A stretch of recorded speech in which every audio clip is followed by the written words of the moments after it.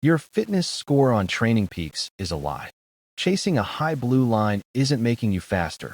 It's driving you straight into the injury zone, where 80% of amateur seasons end. This dashboard is the cockpit of your physiology.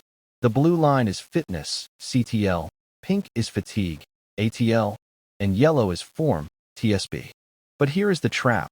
Fitness, in this model, is just chronic load. It measures how much work you've endured, not how fast you can actually race.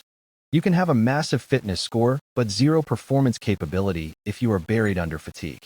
This relationship is defined by TSB. It is a simple subtraction that dictates your race readiness. If this number stays negative for months, you aren't training. You are slowly breaking yourself. We can quantify the exact moment training becomes dangerous. When your yellow TSB line drops below -30, your risk of illness and injury spikes by roughly 40%. Sustainable adaptation happens in the sweet spot between -10 and -25. Anything deeper is high-risk gambling. So, what blue line number should you actually chase? Don't copy the pros. A competitive amateur with a full-time job typically peaks at a CTL of 70 to 85. Elites push 100 plus, but they prioritize recovery over a 9 to 5. Pushing beyond 85 TSS/day often yields diminishing returns for age groupers.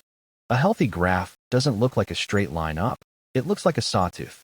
You need 3 weeks of building where the blue line rises, followed by a recovery week where it drops. That drop is critical. It is the only time your body actually absorbs the training and gets faster. Finally, the payoff happens during the taper. On race day, you want your TSB between +15 and +25. You can track this on TrainingPeaks, paid, or Intervals.icu, free. The goal is to maximize the blue line, but race on the yellow line. Stop chasing the blue line, manage the yellow one, and win.